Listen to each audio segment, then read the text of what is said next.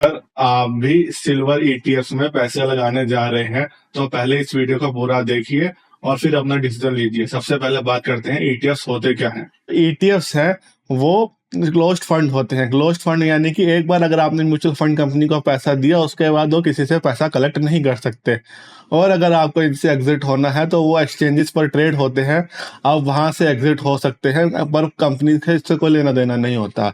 अब silver ETF का क्या मतलब होता है? सिल्वर ईटीएफ का मतलब है कि आपने एक बार म्यूचुअल फंड कंपनी को पैसा दिया तो उसके बाद वो जो म्यूचुअल फंड कंपनी है उससे सिल्वर बाय कर लेगी और आपका जो रिटर्न्स है वो सिल्वर से मैच करेगा।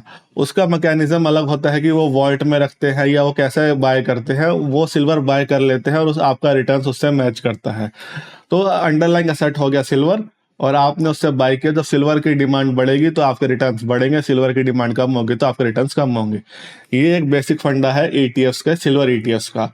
अब आजकल प्रॉब्लम क्या है? प्रॉब्लम ये है सिल्वर ईटीएफ्स में कि जो सिल्वर ईटीएफ्स है उनका रिटर्न सिल्वर से मैच करना चाहिए, यानी कि चांदी से मैच करना चाहिए। डिजिटल चांदी की तरह हो गया ये। अब वो डिजिटल चांदी की तरह हो गया बट वो उससे मैच नहीं कर रहा। अब मैच क्यों नहीं कर रहा? क्योंकि जब लोग जो एक्सचेंज ट्रेडेड फंड्स है उसके अंदर वो डिमांड सप्लाई का रूल चलता है स्टॉक मार्केट के अंदर। जैसे स्टॉक मार्केट में शेयर्स का प्राइस ऊपर नीचे होता है डिमांड की वजह से, उसी वजह से जो ईटीएफ्स का प्राइस है वो भी ऊपर नीचे जाता है। जब वो ऊपर नीचे जाता है तो उससे डिमांड क्रिएट होती है। अब सिल्वर के लिए ज़्यादा डिमांड क्रिएट हो गई स्टॉक मार्केट के ईटीएफ्स के अंदर, जिस वजह से जो सिल्वर का ईटीएफ्स है वो उसके अंडरलाइंग एसेट से 20% की मार्जिन से ऊपर चला गया।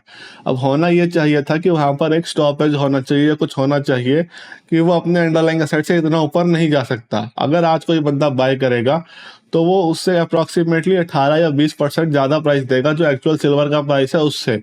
और फिर जब उसको रिटर्न्स का पाने की बारी आएगी तो जब सिल्वर का प्राइस उस 20% के मार्क को क्रॉस करेगा तब वो 1% रिटर्न कमाएगा, यानी कि वो लॉस पर चलेगा।